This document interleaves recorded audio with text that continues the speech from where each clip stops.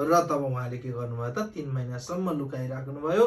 तर पनि मानिसले लुकाएर मानिसलाई कहाँ सक्थ्यो र तब 3 महिना पछाडि फेरि के गरिदिनु भयो त निकालिदिनु भयो। तब तिनले त्यसलाई अझ लुकाउन सकिनन्। ल हेर्नुहोस् त यहाँ भनेको छ नि अझै लुकाउन खोजेको त हुन् नि, तर पनि के भयो त अझै लुकाउन सकिनन्। तब त्यसको निम्ति कुशको एउटा टोकरी ल्याएर त्यसलाई के भन्नुभएको छ त जो बच्चा थियो त्यो बच्चालाई पनि केमा राख्नु भयो त उहाँले कुश भनेको एउटा के हो त घाँस हो होइन। त्यो घाँसको टोकरी बनाएर त्यसमा के गरिन् त तारपिन भनेको त्यसलाई चाहिँ कभर गरिन् र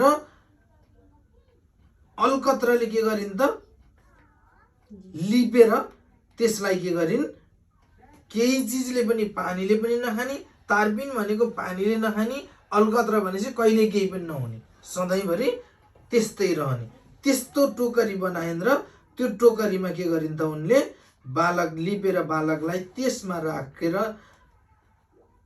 नील नदीको किनारमा कर्कट झाडीको बीचमा राखिदिन्। सोचेकी त धेरै थिइन् तर पनि कुनै केही सिप नलागेपछि अब मैले यसरी भए पनि मेरो बच्चालाई चाहिँ कसैलाई देखाउँदिनँ भनेर उहाँले के गर्नुभयो त लिएर जानुभयो। त्यही समयमा तब भन्नुभएको छ कि यसैको 5 मा हेर्नु होला, जब त्यसमा भन्नुभएको छ यसै बीचमा फारोकी छोरी नील नदीमा नुहाउन आइन्। कसकी छोरी त फारोकी छोरी, जो कि तिनका सहेलीहरू चाहिँ नदीको किनारमा टहल्न लागे। तिनले झाडीको बीचमा त्यो टोकरी देखेर आफ्नो दासीलाई त्यो लिन पठाइन्। तब तिनले यो खोल्दा बालकलाई देखिन्, त्यो बालक रोइरहेको थियो। अनि तिनले टिठ्याएर त्यसलाई हेरिन् र भनिन् यो हिब्रूहरूको कोही एउटा बालक हो। तब यस बालककी दिदीले फारोकी छोरीलाई भनिन् के म गएर हिब्रू स्त्रीहरूमध्ये कोही दुध खुवाउने, यो बच्चालाई दुध खुवाउनको लागि धाई आमा भन्छ नि होइन, धाई हजुरको निम्ति एक बालकलाई दुध खुवाउने बोलाएर ल्याउन सक्छु भनेर के भनिन् त फारोको छोरी मध्ये उसको पनि दिदीले के भनिन् त म कोही एउटा दुध खाने बच्चा ल्याउँछु, आमालाई ल्याउँछु र त्यसलाई दुध खुवाएर यो बच्चालाई हामीले मर्न दिनु हुँदैन भनेर के भन्नुभयो त उहाँले भन्नुभयो। तब त्यही समयमा भन्नुभयो, तब फारोकी छोरीले त्यसलाई भनिन् हुन्छ जा। अनि त्यो के गरी त त्यो महिला गइन्, त्यो सानो ठिटी गएर के गरिन् बालककी आमालाई बोलाएर ल्याई।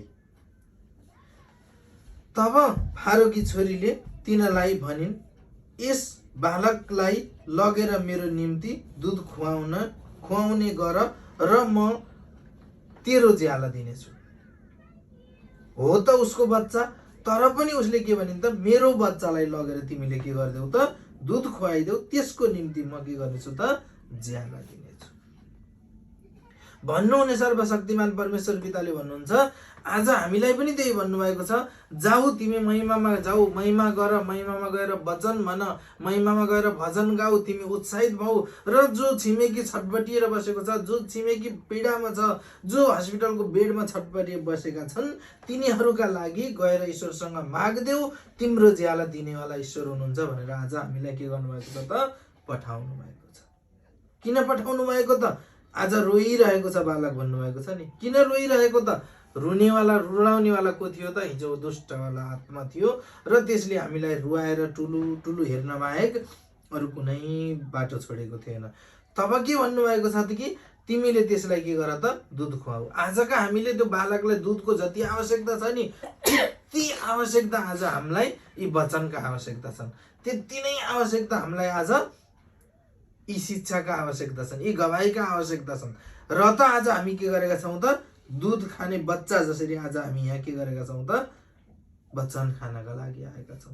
ती वचन के हुन् त हाम्रा लागि दुध, त्यो बच्चाका लागि दुध खाएन भने त्यो बच्चा के हुन्छ त मर्छ भन्ने कसलाई थाहा थियो त फारोकी छोरीलाई। र उसले के भने त एकजना आमा बोलाएर लिएर आइन्, बालक कि मम्मी भन्नुभएको छ होइन।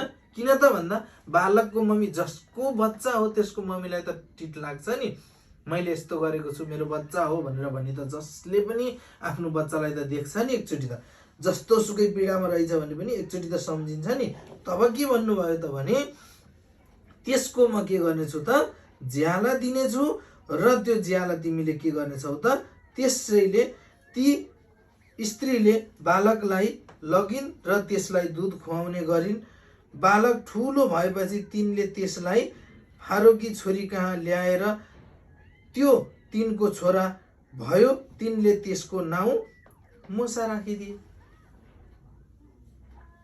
बालकको टोकरामा भएको त्यो जन्मेर यति सुन्दर बालक जन्मेको को थियो त, मुसा थिए। मुसा को थिए त, हाम्रो अगमवक्ता हो। हाम्रो अगमवक्ता नै के थिए त, त्यति बेला उनलाई मार्नका लागि, उनलाई षड्यन्त्र बुन्नका लागि हरेक चिज हुन्थ्यो। तर ईश्वरले के गरिदिनु भयो त, चेतना भर्दै भर्दै भर्दै भर्दै जानुभयो। स्वयं ईश्वर आएर काम गर्नुहुन्न, ईश्वरले कसैलाई पठाउनुहुन्छ, खडा गराउनुहुन्छ। र तब भन्नुभएको छ, के भन्नुभयो त, उहाँले आफैले राख्न सक्नुहुन्थ्यो नि, आफैले राख्नुभयो भने त उसलाई मारिदिन्छन्। कसले त, जो लेवीका घरानमा छन्, लेवीका मानिसहरूले के गर्थे त, उसको बच्चालाई मारिदिन्छन् भन्ने उहाँलाई थाहा थियो। र उहाँले के गर्नुभयो त, त्यो माध्यम बनाइदिनु भयो। र कसलाई पठाइदिनु भयो त, कसकी छोरीलाई पठाइदिनु भयो त होइन, जबकि फारोकी छोरीलाई कहाँ पठाइदिनु भयो त, नील नदीमा पठाइदिनु भयो। जुन नील नदी जहाँ मूसा अगमवक्ताले हरेक यी लेवीमा ल्याउनका लागि इस्रायलबाट जतिजनाहरू लिएर आउने क्रममा सबजनालाई लिएर आउनु भएको थियो।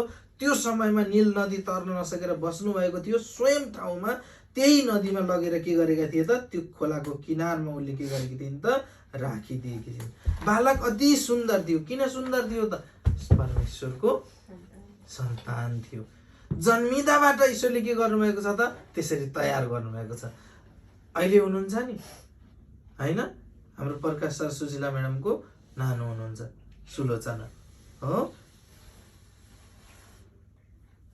कस्तो चिज बनाएर पठाउनु भएको छ। अहिले हुनुहुन्छ र पनि सानो त्यत्रो नानी हुनुहुन्छ र पनि उहाँलाई पनि ईश्वरले के गराउनु भएको छ त, आशिषद्वारा पठाउनु भएको छ। र उहाँले हरेक ठाउँमा ऊ जन्मेर यत्रो हुनुभएको होइन, हरेक महिमा कहाँ कहाँ पुगेर कहाँ कहाँ गएर महिमा गरेर आउनु पाउनु भएको छ होइन। त तयार कहाँबाट गर्नुभयो त, सुन्दरबाट तयार गर्नुभएको छ। किनकि त्यो ईश्वरको सन्तान हो। र उहाँले यदि लेवीमा राखेका भएदेखि उहाँ के हुनुहुन्थ्यो त, मारिनुहुन्थ्यो। लेवीमा के थियो त, त्यहाँ एउटा बन्धन थियो। त्यहाँ एउटा भनेको भन्दा उहाँले जुन राजाको शासक थियो, शासकले भने भन्दा कसैले खोक्न पनि पाउँदैन थियो। भने बच्चा पाउनु त धेरै टाढाको कुरा थियो। त्यसलाई मार्छन् भनेर नै ईश्वरले के गर्नुभयो त, घुमाउँदै घुमाउँदै हरेक मान्छेहरू बनाउँदै गएर फारोकी छोरीसम्ममा उहाँ पुर्याइदिनु भयो। र उहाँले ल्याएर तिनलाई के गर्नुभयो त, बढ्दै गयो। यो त अर्काको बच्चा ल्याइदिएको। जो आमाले लगेर दुध खुवाउनु भएको थियो नि, उहाँलाई थाहा थियो कि मेरो बच्चा हो भने, र पनि उहाँले भन्नुभयो कि यो बच्चा तपाईँको बच्चा हो, ल्याउनुहोस् भनेर के गरिदिनु भयो त, ल्याएर बुझाइदिनु भयो। कसलाई त भने जो फारोकी छोरी थिइन्, उनले त भेट्टाएकी थिइन् नि। तर पनि उहाँको नाम के थियो त, मूसा राखिएको थियो। त मूसा अगमवक्ताले के गर्नुभएको थियो त, हरेक समस्या कष्ट बाधा अर्जनाहरू पर्दा नि उहाँले कहिल्यै पनि दासीको जीवनबाट उहाँले के गराउनु भएको थियो त, एकदमै उत्साहितसँग उठ्नु भएको थियो होइन। तब ईश्वरले के भन्नुभएको छ कि, किनकि तिनले भन्थिन् मैले यसलाई पानीबाट निकालेकी हुँ। निकाल्नेवाला को हुनुहुन्थ्यो त, सर्वशक्तिमान परमेश्वर पिता हुनुहुन्थ्यो। त्यसैले त भन्नुभएको छ नि, इजरायलका 40 लाख सन्तान लिएर आउँदाखेरि, 40,000 सन्तान लिएर आउँदा त्यो समयमा उताडो इजरायलीहरूले लखाड्दै आएका छन्। बीचमा नील नदी छ, नील नदी तर्न कसैले सक्दैन। त्यो समयमा मूसा अगमवक्ताले भने, परमेश्वर मलाई सबैले कराउन लागे, सबैले गाली गरेका छन्। बरु हामी इस्रायलमै गएर खुसी थियौँ, हामी इस्रायलकै दासी भएर बस्थ्यौँ, नोकरको जीवनै ठिक थियो, हामी खान पाएका थियौँ, लाउन पाएका थियौँ, खुसी थियौँ भनेर उनीहरू के गर्थे त? कनकन गर्थे, किचकिच गर्थे मूसा अगमवक्तालाई, होइन? र भन्थे हामीले यस्तो पाएनौँ, उस्तो पाएनौँ, बरु हाम्रो त दासीकै जीवन ठिक थियो, हामी त त्यहाँ नै खुसी थियौँ, हामी त्यहाँ नै खुसी हुन्छौँ भनेर भन्नेवाला को हुनुहुन्थ्यो त? धेरैजना हुनुहुन्थ्यो।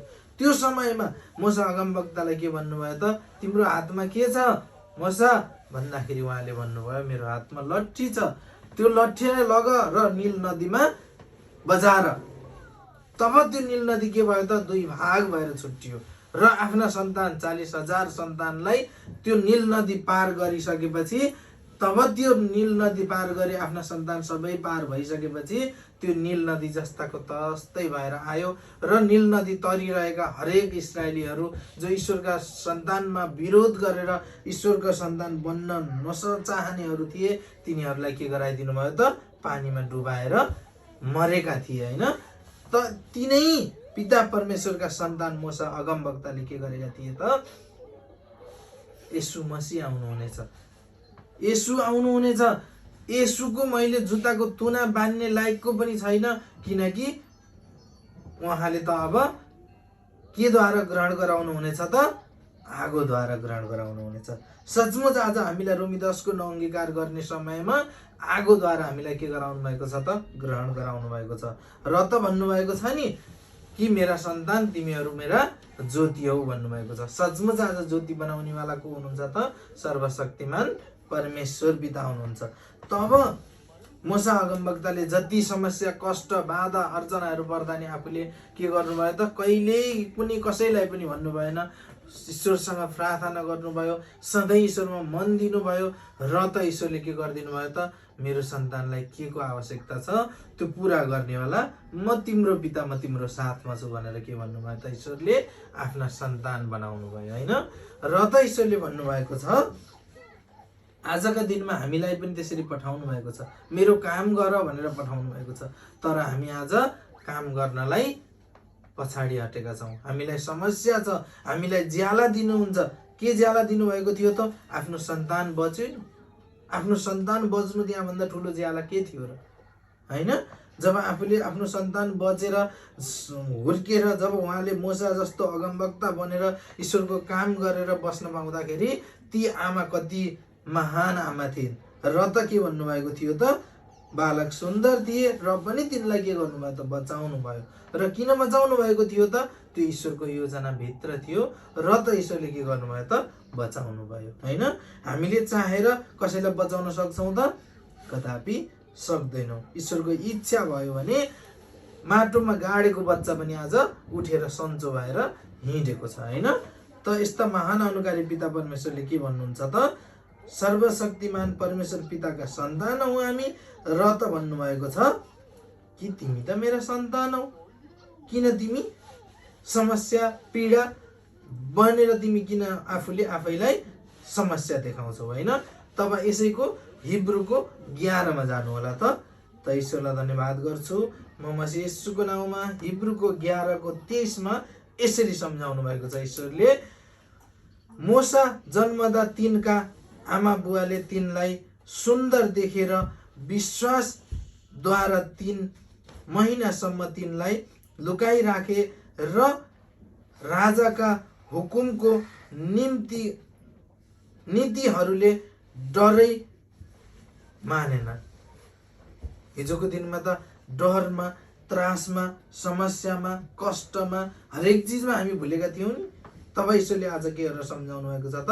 हिब्रूको 11 को 23 मा यसरी सम्झाउनु भएको छ, मूसा जन्मदा तिनका आमा बुवाले तिनलाई सुन्दर देखेर विश्वासद्वारा 3 महिनासम्म के गरेका थिए त? तिनलाई लुकाइराखेका थिए।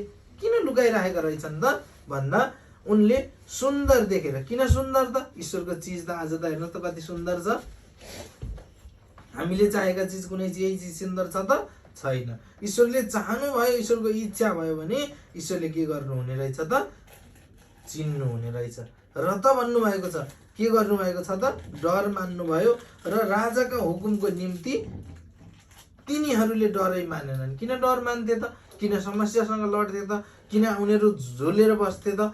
तब हामी आज वचन सुन्ने समय हुन्छ, आज हामी वचन लिने टाइम हुन्छ। त्यो वचन लिने टाइममा हामी के गर्छौँ?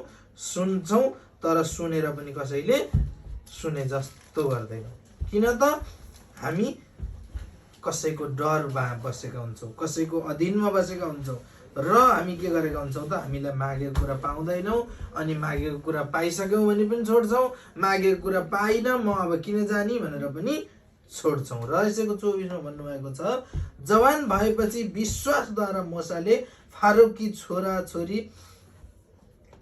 छोरीका छोरा कलाइनलाई इन्कार गरे र पापको परिणाम क्षणिक सुख भोग्न भन्दा बरु परमेश्वरका मानिसहरूसँग थिचोमिचो पर्न तिनले के गरे त?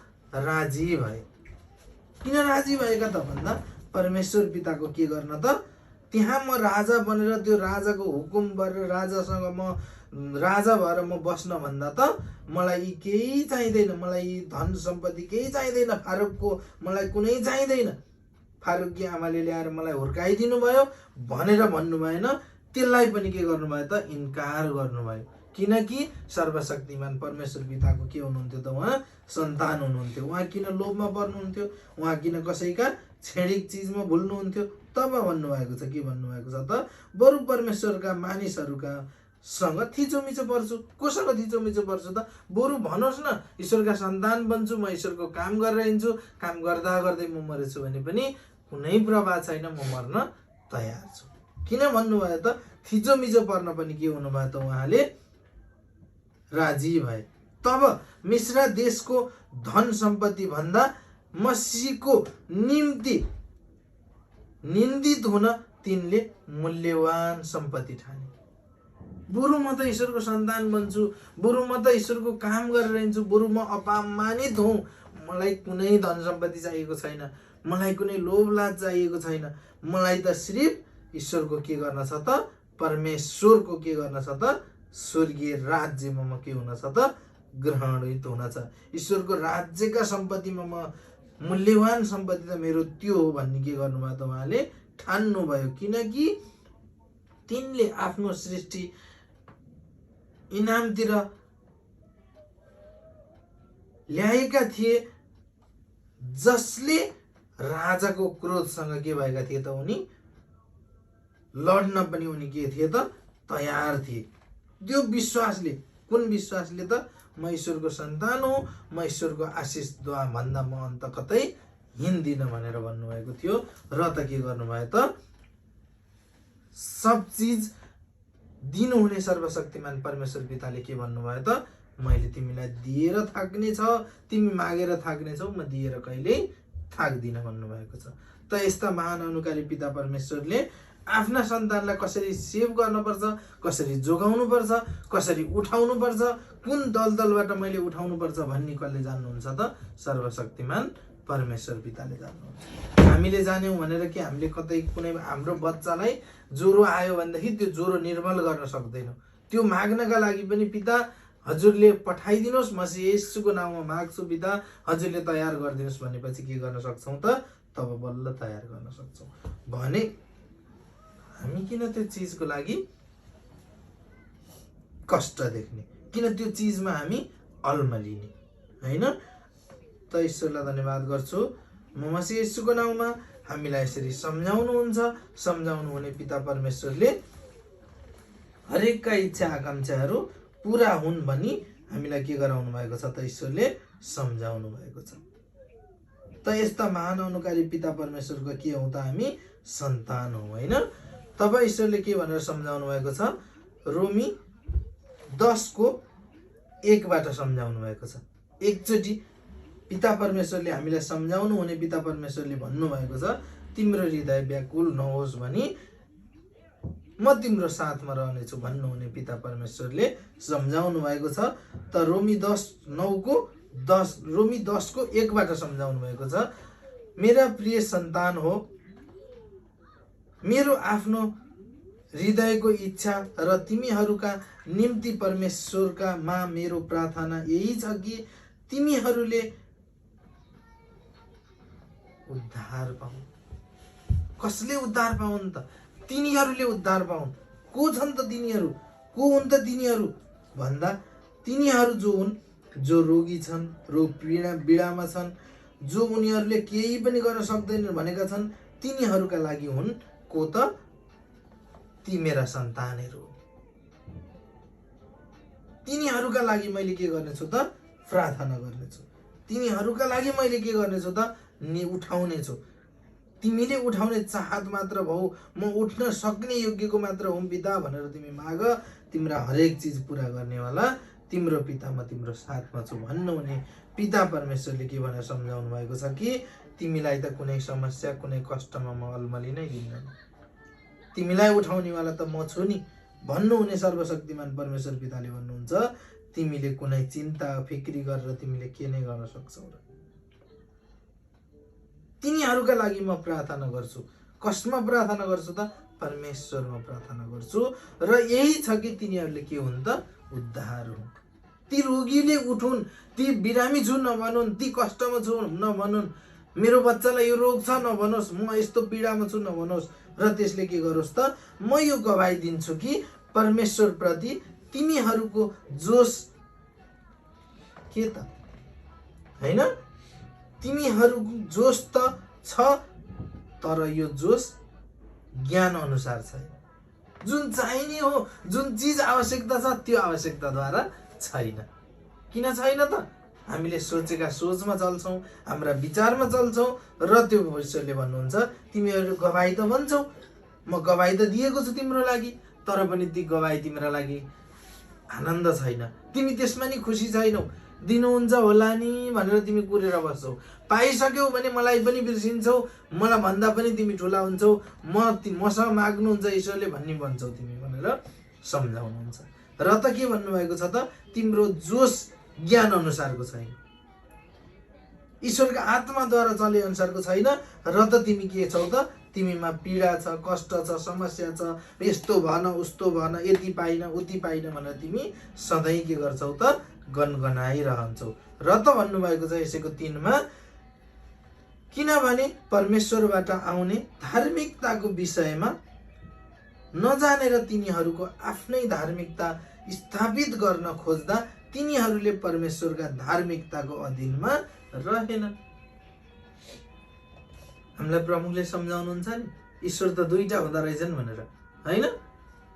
ईश्वर 2टा हुँदो रहेछन्। कसरी 2टा हुने रहेछन् त? एउटा हामीले बनाएको, एउटा हामीलाई बनाउनेवाला, हैन? हामीलाई बनाउनेवालाले सधैँ खुसी देख्न चाहनुहुन्छ, सधैँ राम्रो बनाइदिन चाहनुहुन्छ, तर हामीले बनाएकाले फेरि हामीले उनलाई खुसी बनाउन चाहन्छौँ, अनि हामी आफै दुखी छौँ। उनलाई कसरी खुसी बनाउन सक्छौँ त? कदापि सक्दैनौँ। र त के भन्नुभएको छ कि तिमी आफै जान्नेवाला भन्छौ, म धार्मिक हुँ, म यस्तो ठुलो मान्छे हुँ, म जस्तो जान्ने सुन्ने कोही छैन, म नै सर्वश्रेष्ठ हुँ भनेर भन्छौ। र त तिम्रो अधीन के छ? केमा छैन त? परमेश्वरमा छैन। र त भन्नुभएको छ, किनभने विश्वास गर्ने धर्मी ठहरियोस् भन्ने मसी नै व्यवस्थाको अन्त्य हुनुहुन्छ। जो मान्छे विश्वासमा दरिलो होस् भनेर भन्नका लागि के बन्नुपर्ने रहेछ त? स्वयं आफू खुद मसीह येशू बन्नुपर्ने रहेछ। र त आज भनेका छौँ नि, हैन? हाम्रो मुखद्वारा ईश्वरले भन्नुहुन्छ नि, म मसीह येशू भएर माग्छु, सबैले भन्नुहोस् भन्दाखेरि तब के भन्नुहुन्छ त? आमीन भन्नुहुन्छ। अहिले पनि कतिजनाले नबुझेर वचन आइरहेको हुन्छ, तलपट्टि ईश्वरलाई धन्यवाद भन्न छोडेर आमीन भन्नुहुन्छ। किन भन्नुभएको होला? नबुझेर भन्नुभएको होला, शिक्षाको कमीले भन्नुभएको होला। तब त भन्नुभएको छ। किन यसरी भन्नुभएको छ त? उहाँहरू आफ्ना अधीनले चल्नुहुन्छ। कसका अधीनमा चल्नुहुन्न त? परमेश्वरका धार्मिकताको खोजी गर्नलाई मसीह येशू बन्ने कोसिसमा हुनुहुन्न। र त उहाँहरू अलिकति जान्नुभयो भने पनि उहाँले भन्नुहुन्छ, म जस्तो जान्ने सुन्ने कोही पनि छैन। तब यसरी सम्झाउनु भएछ। मूसाले लेख्छन्, व्यवस्थामा आधारित भएका धार्मिकता पालना गर्ने मानिस त्यसैबाट जिउनेछ। ल हेर्नुहोस् त, मूसा अगमवक्ता किन जन्मेका थिए? किन आफ्नो बच्चालाई पनि त्यसरी लुकाएर राख्नु परेको थियो? हामीलाई त क्वेसन आउँछ नि, हैन? त्यो क्वेसनलाई पनि ईश्वरले आज यसरी के समाज पेश गर्नुभएको छ त? मूसाले लेख्नु भएको व्यवस्था आधारित भएको धार्मिकता पालन गर्ने मानिस त्यसैबाट जिउनेछ। आज ईश्वरको सन्तान बनेको छ, ईश्वरको महिमाबाट हिँडेको छ, ईश्वरका वचनमा हिँडेको छ, ईश्वरका वचन खाएको छ भनेदेखि त्यो मानिसले के गरेको छ त आफू पनि जिएको छ र अरूलाई पनि मर्नबाट के गरेको छ त बचाएको छ।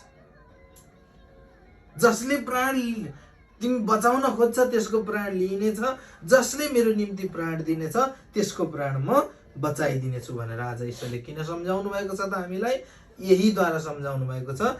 जो मानिसले मसीह बन्न खोज्दैन, जो मानिसले आफ्ना पितालाई सम्झिँदैन र उसले म नै सर्वश्रेष्ठ हुँ भन्न खोज्छ त्यसलाई नै आज के भन्नुभएको छ त तिमी जबसम्म मसीहका जस्तो मन बनाउँदैनौ, लोभ लालच फ्याँक्दैनौ, रिस राहा घमण्ड फ्याँक्दैनौ तबसम्म तिमी के हुने छैनौ त मसीह योग्यका बन्ने छैनौ।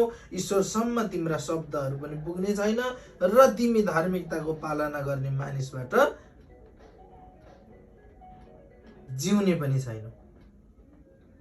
तिमी आफू आफ्ना सोचले बन्यौ भने तिमी मानिस रहन्नौ, मेरा सोचले चल्यौ भने तिमी आफू पनि जिउनेछौ र अरूलाई पनि के गर्नेछौ त जिउन सिकाउनेछौ।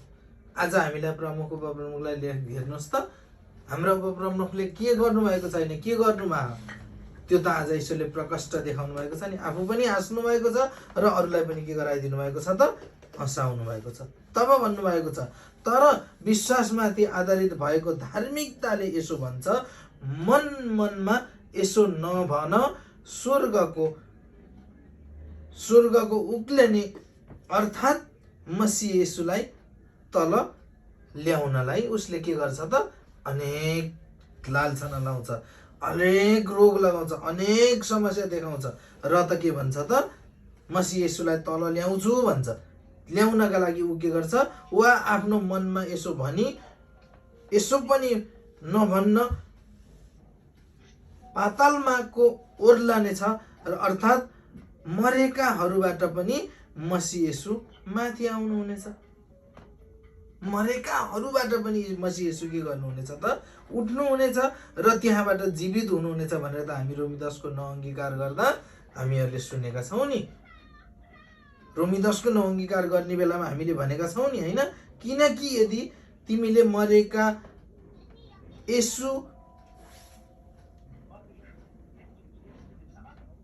मरेकाबाट पनि जीवित हुनुभयो भने तिमीले आफ्नो मुखले स्वीकार गर्यौ र तिम्रो हृदयमा विश्वास गर्यौ भने तिम्रो पनि जीवित हुनेछौ, तिम्रो पनि उद्धार हुनेछ।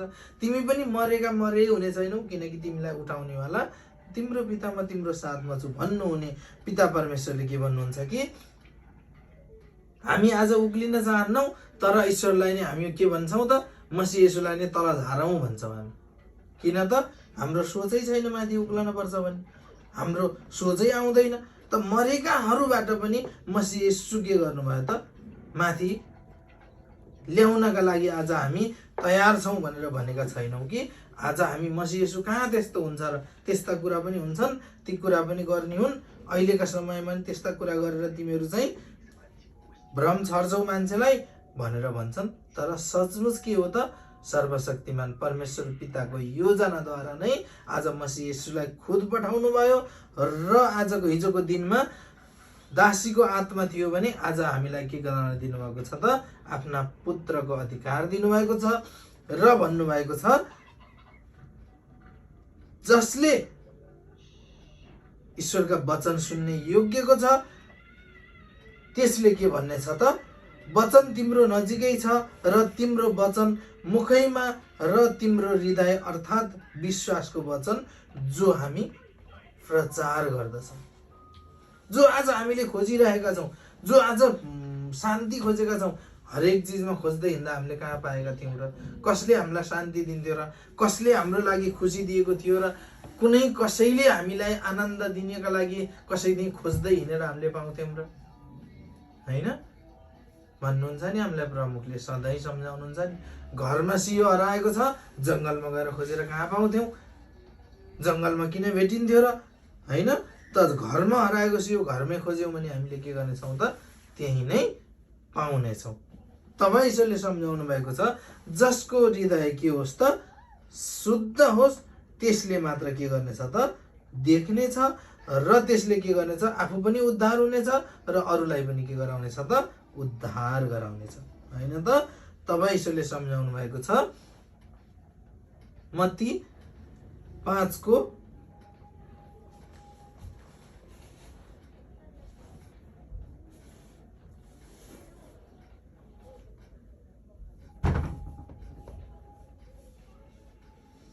43 मा हेर्नु होला।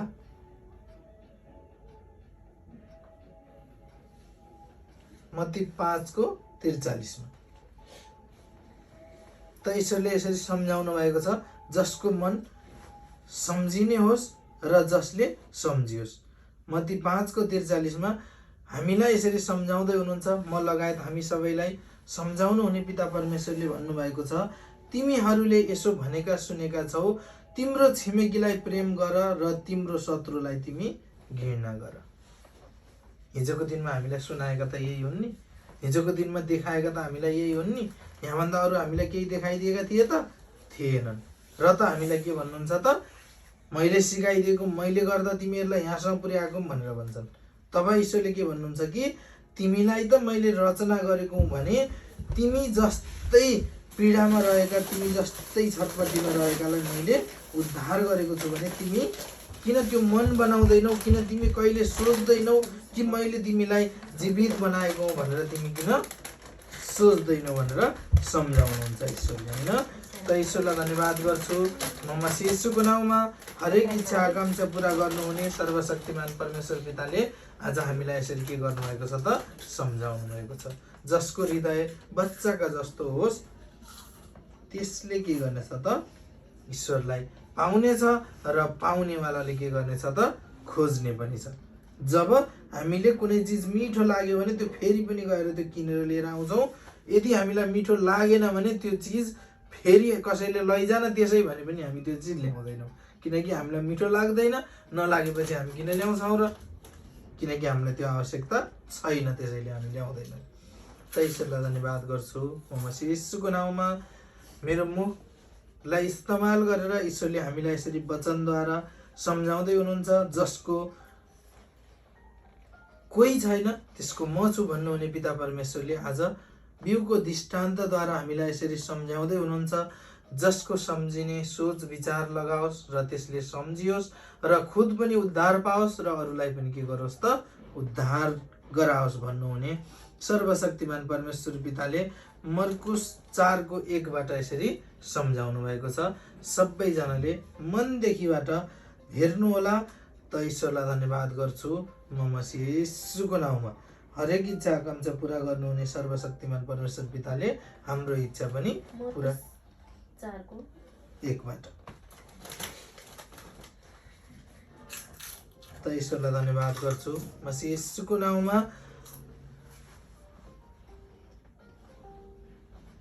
पछिबाट फेरि समुद्रको किनारमा उहाँले शिक्षा दिन लाग्नुभयो। उहाँका चारैपट्टि भिड यति ठुलो भयो कि त्यहाँ समुद्रमा भएको एउटा डुङ्गामा चढ्नुभयो र त्यसैमा बस्नुभयो। मानिसहरू चाहिँ समुद्रको किनारमा पाखामा बसेका थिए। ल हेर्नुहोस् त कसरी सम्झाउनु भएको छ। उहाँले सधैँभरि सम्झाउनुहुन्छ, तिमी अगाडि फर्किन्न सक्दैनौ, ठिक छ मेरा सन्तान, तिमीलाई म आफ्ना शिक्षाद्वारा म तिमीलाई के गर्नेछु त, मतिर फर्काउनेछु भन्नुहुने सर्वशक्तिमान परमेश्वर पिताका सन्तानले एकमात्र गुरु पठाइदिनु भयो र त्यस्ता गुरु पठाइदिनु भयो। उहाँले के गर्नुहुन्छ त, सधैँभरि शिक्षाका वचनहरू मात्र खुवाउनुहुन्छ, हैन।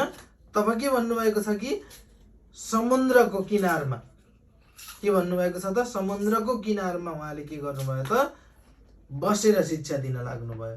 तब भन्नुभयो कि यति ठुलो भिड थियो कि त्यहाँ उहाँले देख्न भन्नेको सुन्न नि नसक्ने भइसकेपछि उहाँ के गर्नुभयो त, समुद्रको डुङ्गामा चढ्नुभयो र त्यहाँ गएर बस्नुभयो। भनेको के त, आज हामीलाई पिता परमेश्वरले के गर्नुभएको छ त, हामीलाई त्यो समुद्रमा लगेर राखिदिनु भएको छ। त्यो समुद्रमा तिमी हरेक चिज तिम्रो लागि छ, हरेक चिज तिम्रो लागि दिएको छु भनेर भन्नुहुने सर्वशक्तिमान परमेश्वर पिताले आज हामीलाई के गराउनु भएको छ त, यी वचन दिनुभएको छ। समुद्र भनेको के त, यी वचन हुन्। यी वचन जसले हृदयको पाटीमा जम्मा गरेर राख्छ, जसले आफ्नो आत्मामा राख्छ, त्यसले के गर्नेछ त, उद्धार पाउनेछ। त्यो समुद्रमा बसेर मात्र त्यसले केही पनि पाउने छैन। मानिसहरू के हुनेछन् त, किनारमा पाखामा बस्नेछन्। तर सर्वशक्तिमान परमेश्वर पिताले समुद्रमा बसाल्नेवाला को हुनुहुन्छ त, वचन छन्। ती वचन हरेकको मुखबाट आज सम्झाउनु भएको छ। र त के गर्नुभएको छ त, समुद्रमा बसालेर उहाँले के गर्न दिनुभएको छ त, शिक्षा दिन लाग्नु भएको छ। र भन्नुभएको छ सबैलाई के भन्नुभएको छ त, पाखामा बसेका थिए। हिजोको दिनमा छेउमा थियौँ, पानी खाने नजिकै थियौँ, तर त्यो पानी खान्थ्यौँ, त्यो प्यास कहिल्यै पनि मेटिँदैन थियो। त्यो रोएर कराएर सुकेको घाँटी कहिल्यै पनि खुसीसँग हुन पाउँदैन थियो, किनकि हामीलाई नपुग्ने चिज थिए। हरेक चिज मान्छेका कुरा सुनेर हिँड्थ्यौँ र मान्छेले दिएका कुराले हामीलाई कहाँबाट पुग्थ्यो। र तब भन्नुभएको छ कि अनि उहाँले तिनीहरूलाई दृष्टान्तद्वारा धेरै कुरा सिकाउनु भयो। उहाँले आफ्नो शिक्षामा तिनीहरूलाई यसो भन्नुभयो, सुन, हेर, म एकजना बिउ छर्ने मानिस बिउ छर्नलाई निस्क्यो। एउटा बिउ छर्ने मानिस बिउ छर्नका लागि निस्क्यो, जो मानिसलाई मैले आज पठाइदिएको छु, हैन? त्यो दिन यसो घरबाट निस्केर समुद्रको किनारमा के गर्नुभएको थियो त, बस्नु भएको थियो। कुन दिन त, जुन दिन बिउ छर्ने समय भएको थियो, जुन दिन प्यासी थिए। समुद्रमा त हरेक चिज छन्, जीव जनावर, जीव जन्तु, हरेक चिज छन्, र पनि त्यहाँ स्वयंको हुनुहुन्थ्यो त, यीशु मसीह स्वयं हुनुहुन्थ्यो। समुद्रको किनारमा बस्नुहुन्छ र उहाँले भन्नुहुन्छ तिमीलाई के को आवश्यकता छ। माछा खान इच्छा गर्छ भने त्यसलाई माछा दिनुभएको छ भने, जसले गलत सोच गलत विचार लिएर गएको छ त्यसलाई के पाउनेछन् त, तिनीले बिच्छु पाउनेछन्, हैन? तपाईँ यसरी सम्झाउनु भएको छ। के छर्न निस्केको थियो त, बिउ छर्नलाई निस्केको थियो। अनि छर्दाखेरि केही बिउ बाटोतिर परे र ती बिउ चराचुरुङ्गीले आएर खाइहाले। आज हामीलाई सम्झाउनु भएको छ नि, हरेक दिन सम्झाउनुहुन्छ, तर हामी सम्झिन नसक्नका कारणले आज हामी पछि परेका छौँ। तब भन्नुभएको छ कि चराचुरुङ्गीले आएर के गरे त, खाइहाले। फ्याँकेको हो बिउ, तर खाइदिए।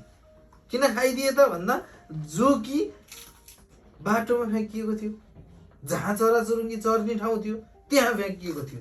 केही बिउ ढुङ्ग्यानी ठाउँमा परे जहाँ धेरै माटो थियो।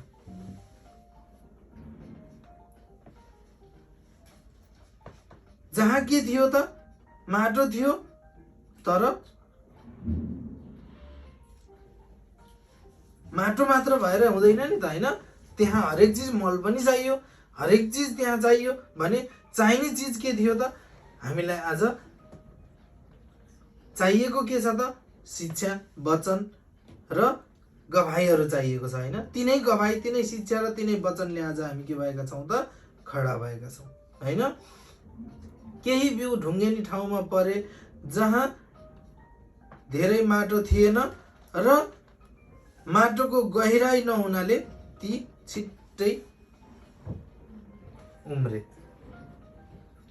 भन्छौ नि, म त ईश्वरको सन्तान हो, म त अब त ईश्वरलाई त कहिल्यै छोड्दिनँ, मेरो त यस्तो काम भयो, यस्तो काम भयो, यो काम भयो, त्यो काम भयो, अब त म कुनै दिनमा ईश्वरलाई छोड्दिनँ, बरु मर्न परेछ भने मर्छु भन्छ।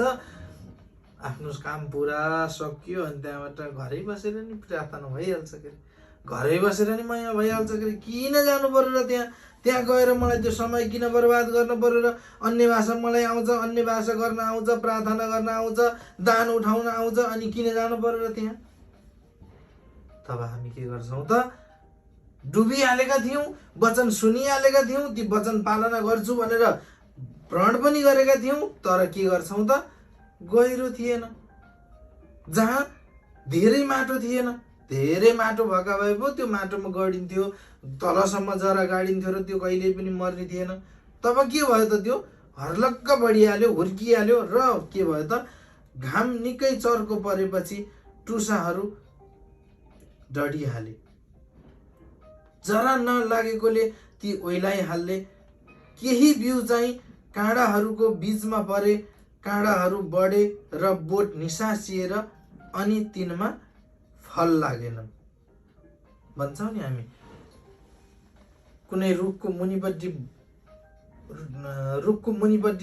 रोपेको खेती, छरेको खेतीहरू खान पाइँदैन नि, किनकि त्यसको सेपले पुरै त्यो चाहिने जति खेती बन्न दिँदैन, किनकि त्यहाँनिर उसको खेती योग्यको थियो। जमिन त त्यही हो, त्योभन्दा रुखभन्दा उतापट्टि पनि त्यति नै फल लाग्थ्यो, रुखभन्दा यतापट्टि पनि त्यति नै लाग्थ्यो, तर रुख मुनि चाहिँ उसको छाया मुनि चाहिँ के हुन्छ त त्यो फल लाग्दैन।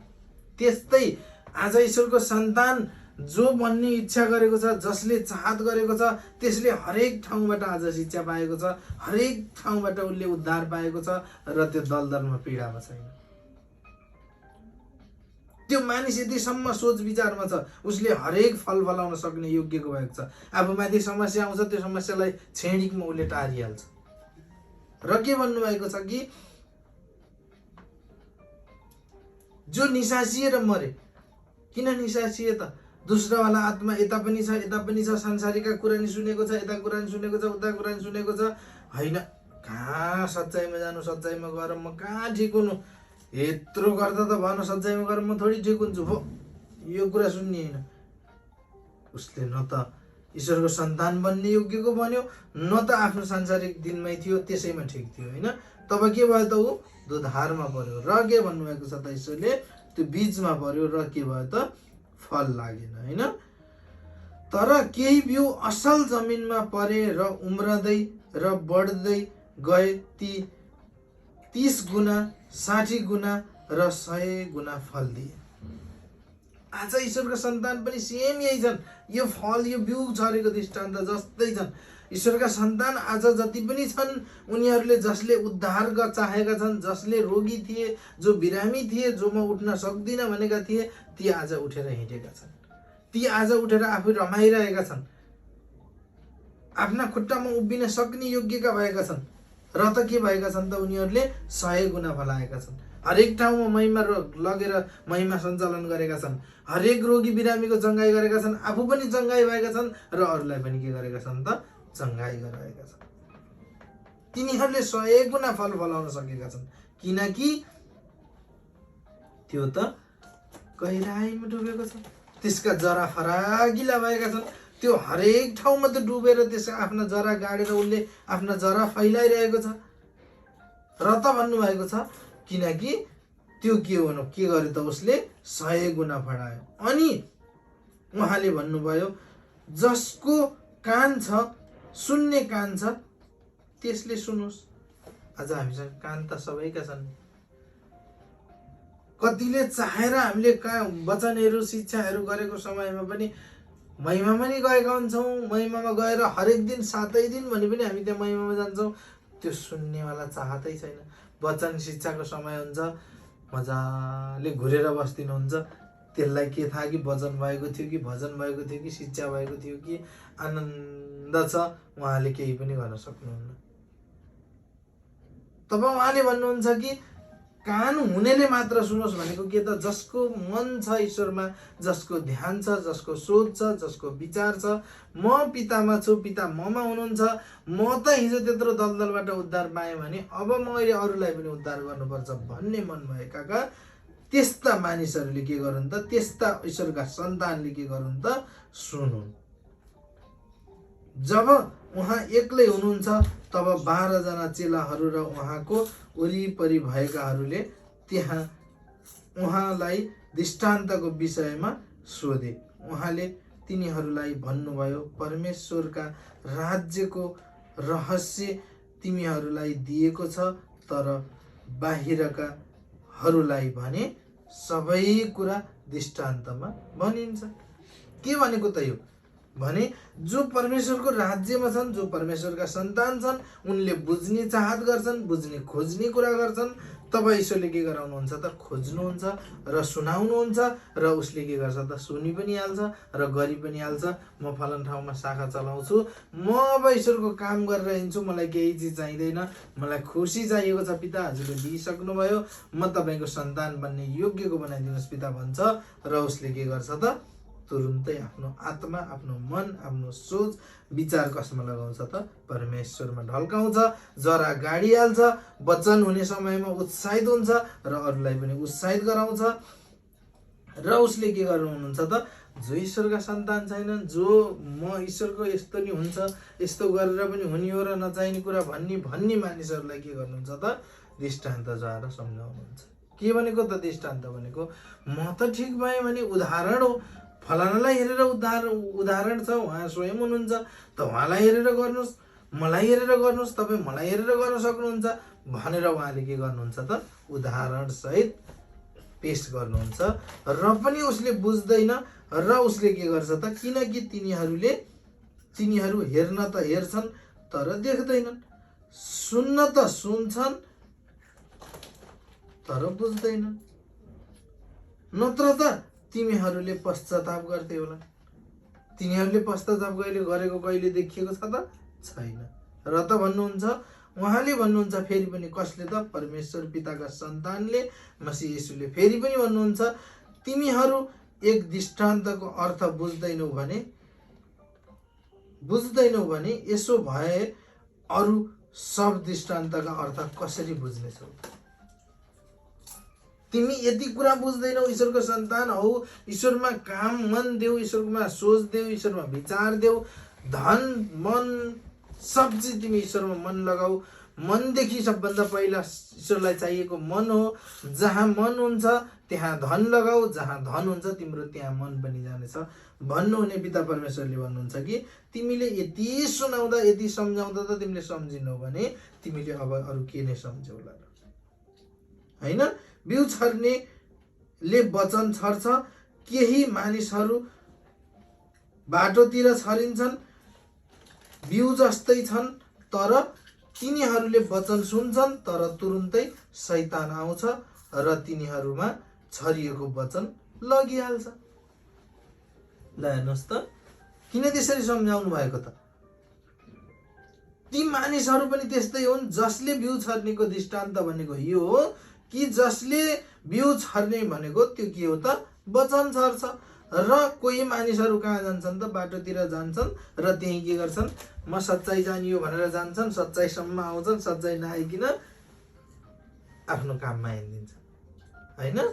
त त्यस्ता मानिसहरू कति छन् फेरि के छन् त भन्दा बाटोतिर छरिन्छन् र तिनीहरू के हुनेछन् त दुसरावाला आत्माले आउँछ, हालत आउँछ, म सच्चाइ गएकै हो, मैले कति प्रार्थना गरेको, सब चिज मागेको हो, मैले किन नपाएको होला, मैले नपाउनको कारण के होला, मैले सब चिज गरेको छु, मलाई नदिने, मैले नपाउने भनेर भन्नुहुन्छ। तर दुष्टवाला आत्माले के गरेको हुन्छ त आएर समातेर लगिहाल्छ। र उसले भन्नुहुन्छ कि फेरि पनि परमेश्वर पिताले यसरी सन्तानलाई, आफ्ना सन्तानलाई सम्झाउनुहुन्छ। कोही मानिसहरू बाटोतिर के हुन्छन् त छरिन्छन् र तिनीहरूलाई दुष्टवाला आत्माले के गर्छ त छरिएका वचन त छरेको तर पनि ती वचनलाई बिर्सिहाल्छ र ईश्वरका सन्तान बन्ने योग्यको बन्दैन र कष्टमा पर्छ। त्यसै गरी ढुङ्गेनी ठाउँमा छरिएका यिनीहरू हुन् जसले वचन सुन्छन् तर खुसी साथ तुरुन्तै त्यो ग्रहण गर्छन्, तर तिनीहरूको आफ्नो जरा नलागेकोले ती थोरै बेर मात्र टिक्छन्। धेरै बेर टिक्ने भनेर ईश्वरले वचन समस्या कष्ट आउँदाखेरि तिमी प्रार्थना गर, अन्य भाषा गर, ईश्वरमा मन लगाऊ र तिम्रो हरेक चिज ईश्वरमा समर्पित हुनेछ, ईश्वरमा मन लगाऊ भनेर भन्नुभएको थियो। तर पनि उनीहरू के गरे त जरा गाड्दै गरेनन्। यस्तो नि हुन्छ र यस्तो नि हुन्छ र त्यता भएन, यो भएन, यस्तो मागेको पाइन, त्यता मागेको नि पाइन, अब यो चाहिँ काँटो दिनु होला र भन्छन्। अनि के गरे त थोरै मात्र टिक्छ। तर जब वचनको कारण सङ्कटमा वा सतावटमा आउँछ तिनीहरूले तुरुन्तै लडिहाल्छन्। काँडाहरूका बीचमा छरिएका तिनीहरू हुन् जसले वचन सुन्छन् तर सांसारिक फिक्री धन, मोह र अरू थोकमा उनीहरू लालची हुन्छन्। आएर वचनलाई निसासिन्छन्, ती फलबन्द हुँदैन। मलाई यो चाहियो, घर चाहियो, धन चाहियो, सम्पत्ति चाहियो, यस्तो चाहियो, खुसी चाहियो, मैलाई मात्रै चाहियो, मलाई भएपछि भयो, अरू कसैलाई चाहिँदैन, मलाई मात्रै दिनुहोस् भन्छ र उसले के गर्छ त आफै त्यही मात्र माग्छ।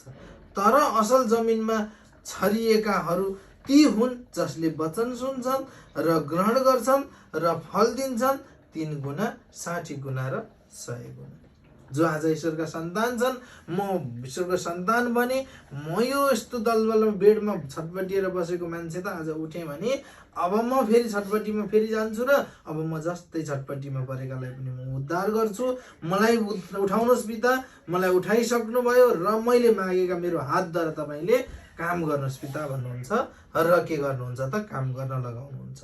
र त ईश्वरले भन्नुभएको छ कि म तिमीलाई के गर्नेछु त सिधा बाटो देखाउनेछु, सधैँभरि तिमीलाई म के गर्नेछु त 100 गुणा फल्ने लायकको बनाउनेछु भन्नुहुने सर्वशक्तिमान परमेश्वर पिताले आज मेरो मुखलाई इस्तेमाल गरेर यति नै बोल्न चाहनुभयो त ईश्वरलाई धन्यवाद गर्छु। म मसीह यीशुको नाउँमा हरेक इच्छा आकांक्षा पूरा गर्नुहुने सर्वशक्तिमान परमेश्वर पिताले हाम्रा पनि हरेक चिजमा आशिष उन्नतिले भरिपूर्ण गराइसक्नुभयो त ईश्वरलाई धन्यवाद गर्छु। म मसीह यीशुको नाउँमा